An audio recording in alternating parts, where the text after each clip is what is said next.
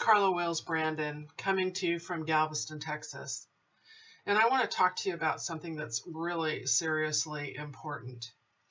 What I am seeing as a professional is a rise in suicidal rates. I've had several of my friends commit suicide. I just found out recently that somebody else I know committed suicide. And I don't know if it's the stress of what's going on in our communities, in our businesses, in our families, with our politics, or if it has to do with some of the spiritual bankruptcy that I'm seeing in the world today. We live in a very death-phobic society, and as a consequence to that, spirituality is taking a back seat. Not only a back seat, it's in the back of the bus. There are some of us who are very involved with afterlife research. And I know that for myself, because I'm surrounded by so many like-minded people, I tend to forget just how prevalent death phobia is out there. When I go into my practice and I start seeing people who are suffering from trauma, individuals suffering from PTSD, vets who are returning from Afghanistan or other areas in the Middle East, what I hear from them are things like, what just God would allow such atrocities to take place? Why was my daughter raped? Why did I have to watch a whole village be bombed by a group of terrorists?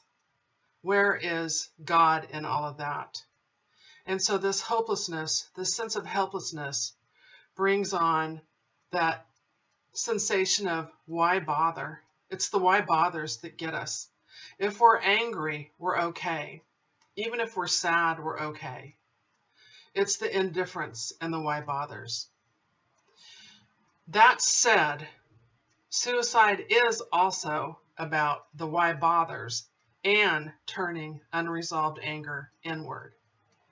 It's about feeling that sense of hopelessness and seeing what's going on, but not admitting that there is anger there, and then suddenly just wanting to self-destruct.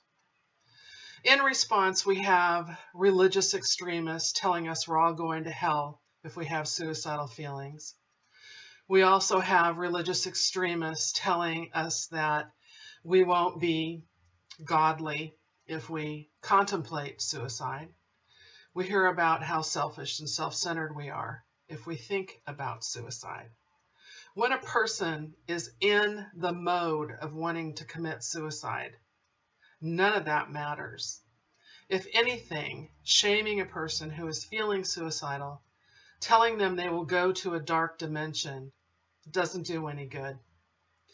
What can help is recognizing that, yes, there will be wreckage, that those that love those of us who get suicidal, those of us who find ourselves in that dark place and contemplate destroying who we are, what happens as a result of this is we end up destroying those around us and those who love and care for us. What my spirituality tells me is this. It tells me that my mission here is to grow and evolve spiritually.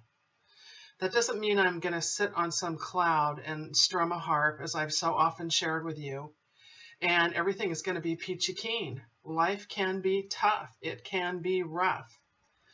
And some of those clients who have come to me in that state of desperation have shared, you know, I don't feel any sense of spirituality. I don't feel any sense of God. I don't even feel like there's anybody out there who cares for me.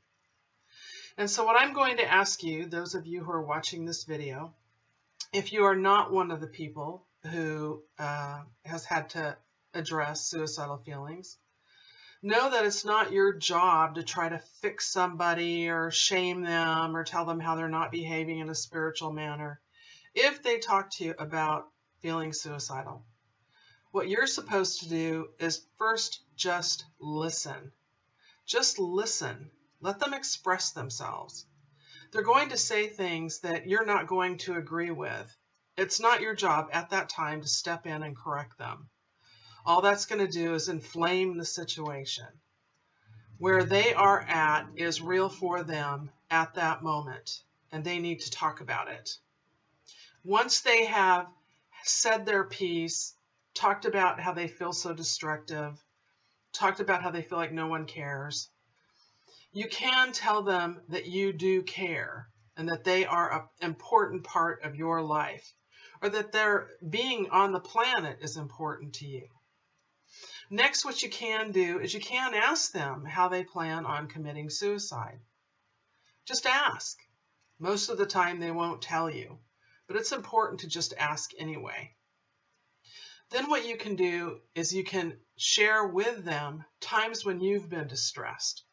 Sometimes that's the best gift you can give someone who's in a bad place. Share with them when the world has looked bleak, when you have felt like you couldn't go on. Share with them if you have felt suicidal. Sharing with someone who is suicidal that you have been suicidal isn't going to make them commit suicidal. What it's going to do is show them that, wow, I'm not the only one. Zillions of people feel suicidal in our culture today. It's not a unique experience anymore. My office is full of folks who come in feeling suicidal. That's initially what brings them in, for many of them. Not all of them, but for a good chunk of them. So is it my job to start telling them things about religion, or telling them that they're going to go to hell, or telling them that God isn't going to love them? No, absolutely not. That is the wrong thing to say always. Once they have shared with you their plan, what you can ask after that is, how do you feel now that you've talked? How do you feel now that you've shared with me a little bit about what's going on? They may say, I still feel suicidal. And what you can say is, look, I'm really concerned about you. Can we just make a deal? Make a deal for 24 hours. For 24 hours, you're not going to do anything. Promise me that.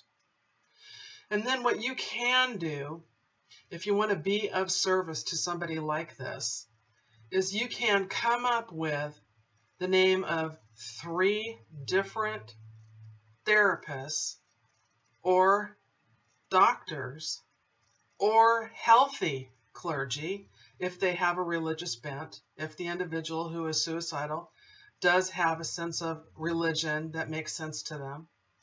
You can come up with the numbers for them, and you can give them the numbers, and you can encourage them to call somebody on these numbers.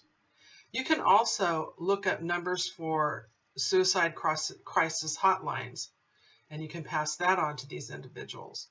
The deal is connection, connection, connection, connection. Thinking between our own 2 ears when we're feeling suicidal is what gets us into the most trouble. Having others around us who know that we are feeling suicidal and who are able to listen to us without judgment and then able to give us some solutions, that's what saves lives. After 24 hours have gone by, what you can do is you can contact your friend or family member again. If it's a family member and the family member is living with you, just continue to acknowledge that you know how they are feeling. And you can also say that it makes you sad, that it really makes you sad, and that you would be sad if they weren't here with you any longer. My spirituality tells me that my job while I'm here is to be of service. And so if somebody extends a hand to me, it's not my job to place all of my dogma upon them or to give them my opinion about my spiritual beliefs. My job is to listen, to be a listener. My job is to hold the individual who is having a rough time. My job is to let them know that I too have had my bad times and that I found solutions. And my job is to then take myself to a space or go be with another person who can nurture me. Because dealing with someone who is going through this can be extremely difficult. So this is Carla Wills Brandon. Thank you so much for listening. And if you have any questions, please feel free to post under this YouTube video. Take care.